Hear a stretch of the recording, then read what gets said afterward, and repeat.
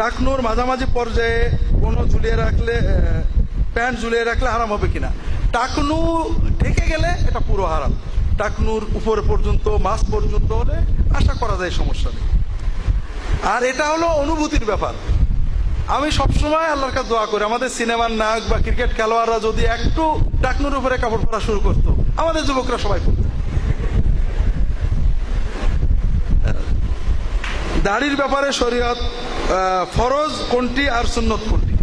আমার পোশাক পর্দা ও দেহসজ্জা, বিশেষ করে মহিলাদেরও বলবো, মেয়েদের পোশাক, সুন্নত পোশাক, অলংকার, নাকফুল, কানফুল ইত্যাদিগুলো বইটা আছে।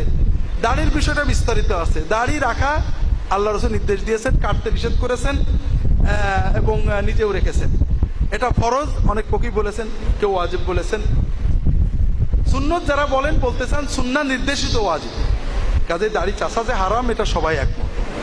এজন্য দাড়ি রাখবেন, রাখার চেষ্টা করুন। সবাই না রাখতে পারলে নিজে যে গুনাহ করছি এটা অনুভব করবে। বিশেষ করে যুবকেরা দাড়ি রাখবেন। দাড়ি রাখলে তোমরা কয়েকটা বিপদ থেকে বেঁচে যাবে। মা বাবারও বলবো, ছেলেদেরকে মানে কৈশোর থেকে অর্থাৎ দাড়ি উঠা থেকে দাড়ি রেখে দেবেন, আর মেয়েদেরকে বোরকা পরাবেন।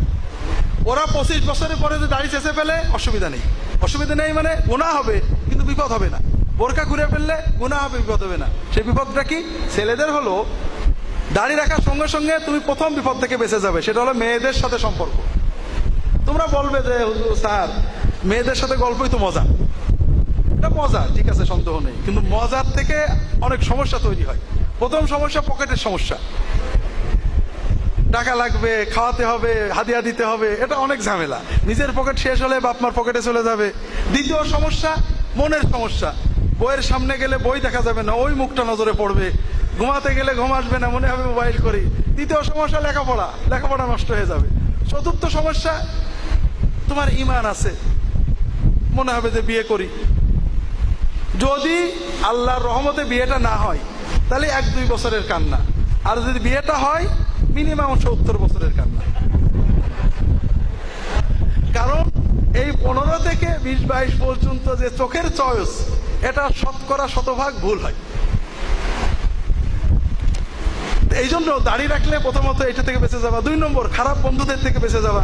কারণ দাড়ি রাখলে খারাপ বন্ধুরা প্রথমে বলবে হুজুর, মোল্লা, কিছুদিন পরে আর মিশবে না। কিছুদিন পরে তোমাকে তুমি না বলে আপনি বলা শুরু করে দেবে। ওদের ভিতরেই তখন একটা সমীহ ভাব এসে যাবে।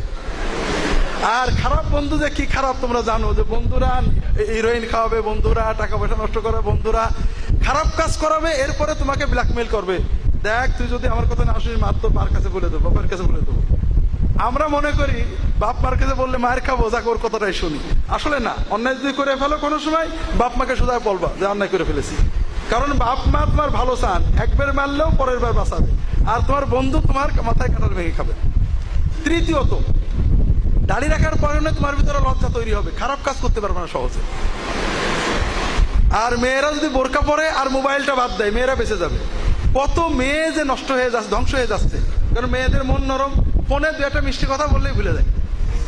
এরপরে যে বিয়ে শাদী করার পরে দেখে আগে 5টা বিয়ে করা আছে, অনেক সময় বিক্রি করে দেয়।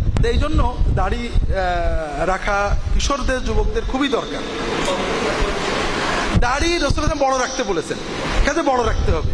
বড়র মানদণ্ড রাসূল নিজেদের নি, সাহাবীরা এক মুষ্টির বাইরে কেউ কেউ কেটেছেন। এখন 2টো মত, একটা হলো হাম্বলি মাযহাবের মত, আব্দুর রাজ্জাক বাজ অনেক লিখেছেন, দাড়ি যতই বড় হোক রাখতে হবে, ছাটা যাবে না, শুধু এলেমেলোটা ছাটা যাবে, অন্তত দেখে বড় মনে হয়। কেউ যদি ছোট করে রাখে কোনো ফায়দা নেই। নাচতে যে ঘোমটা দিলে কেউ বলে না যে হা পর্দানসীন নর্তকী।